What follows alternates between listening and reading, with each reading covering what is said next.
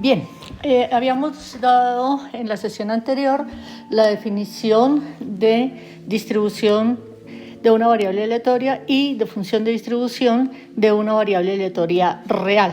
Y vimos un primer ejemplo. Vamos ahora a considerar un segundo ejemplo. Vamos a suponer que tenemos el espacio omega igual a ABC de F, la sigma álgebra total, y P, la medida de probabilidad determinada por el vector aleatorio.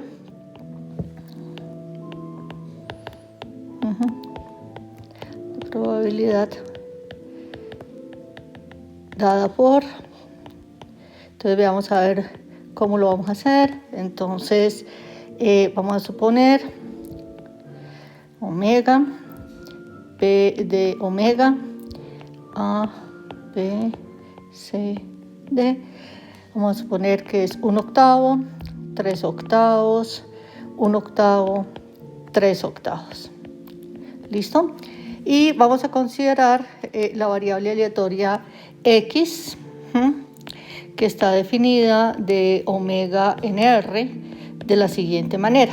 Entonces, A, B, C, D. Y que A lo envía en -1/3, a B en 0, a C en pi y a D también en 0. Bueno, que es una variable aleatoria, no hay ningún problema para verificarlo porque estamos considerando como sigma álgebra del conjunto de partida la sigma álgebra total. Entonces, cualquier aplicación que definamos sobre este omega va a resultar ser una variable aleatoria, va a resultar ser medible. Veamos entonces cuál es la función de distribución de esta variable aleatoria. Entonces, de nuevo, vamos a considerar los valores que toma la variable como puntos de referencia para hacer nuestro análisis. Entonces, los valores que toma la variable son -1/3, 0 y pi. Entonces, dado un x real, ahí están las siguientes opciones. Fx de x, vamos a ver cómo nos quedaría. El x puede ser menor que -1/3, ¿sí? Puede estar entre -1/3 y 0.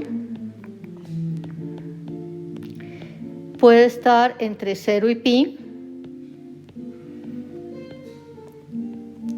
O puede ser mayor o igual que pi. Y vamos a ver en cada caso a qué va a ser igual entonces f sub x de x. Recuerden que f sub x de x es la probabilidad de que x sea menor o igual que x, con x en los reales. Entonces, aquí, si el x es menor que -1/3, pues no hay ningún omega en omega que tenga una imagen menor que -1/3. Por lo tanto, esa probabilidad nos va a resultar igual a 0.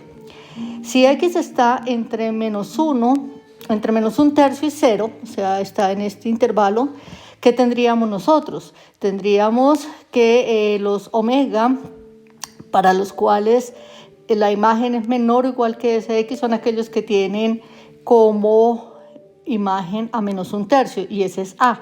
Y la probabilidad de A es 1/8. 1/8.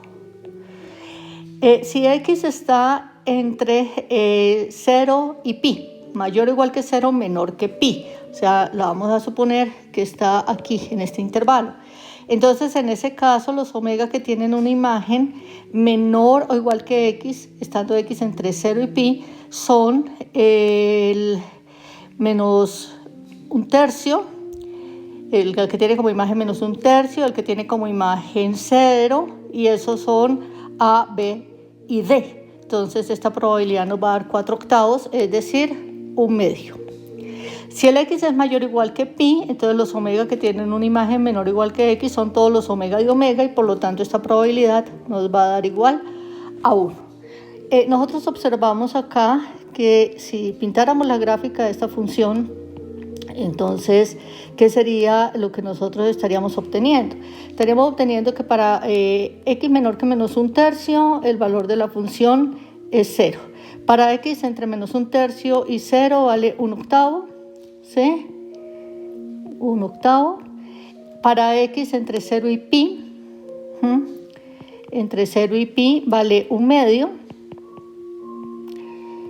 Y para los x mayores o iguales que pi vale 1. ¿Qué se puede ver de esta gráfica? En esta gráfica nosotros observamos que esta función es una función creciente. Por otra parte, esta función resulta ser continua a la derecha. Y también se satisface que el límite cuando x tiende a menos infinito de f de su x de x es 0 y el límite cuando x tiende a más infinito es 1. Esto no es casual y podemos entonces enunciar el siguiente teorema. Vamos a suponer que x es una variable aleatoria real definida sobre un espacio de probabilidad omega fp. Entonces la función de distribución de x va a tener las siguientes propiedades. La primera propiedad, entonces, es que esta función es creciente. ¿Eso qué significa? Significa simplemente que si x es menor o igual que y, entonces f sub x de x, ¿sí?, es menor o igual que f sub x de y. Entonces esa es la primera propiedad. La segunda es que f sub x es continua a la derecha, para todo x, ¿sí?, para todo x en los reales. Bien, y por último observamos que el límite cuando x tiende a más infinito de f sub x de x es igual a 1 y el límite cuando x tiende a menos infinito de f sub x de x es igual a 0. Vamos a mirar por qué razón esto es cierto. Entonces, vamos a mirar la primera condición. Entonces, para el primero, tenemos que si x es menor o igual que y, entonces es claro que el conjunto de todos los omega en omega,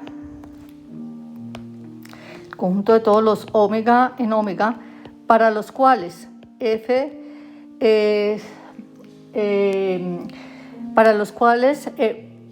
se tiene que,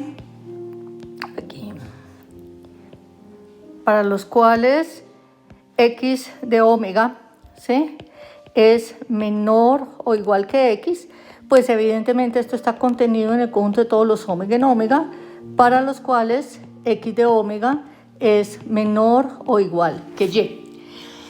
Si esto es así, entonces la probabilidad del primer conjunto, el que aparece a la izquierda, va a ser menor o igual que la probabilidad del que aparece a la derecha. Entonces, de acá nosotros podemos decir que la probabilidad del conjunto de todos los omega en omega, tales que x de omega es menor o igual que x, es menor o igual que la probabilidad del conjunto de todos los omega en omega, tales que x de omega es menor o igual que y. Es decir, lo que estamos diciendo es que f sub x de x es menor o igual que f sub y de y eso era lo que queríamos demostrar. Veamos la segunda condición. Vamos entonces a suponer que tenemos un x en los reales arbitrario, fijo pero arbitrario, ¿sí?, y vamos a considerar una sucesión de puntos, ¿sí?, que sea decreciente y cuyo límite sea x. Entonces, sea x sub n, siendo n, una sucesión decreciente de puntos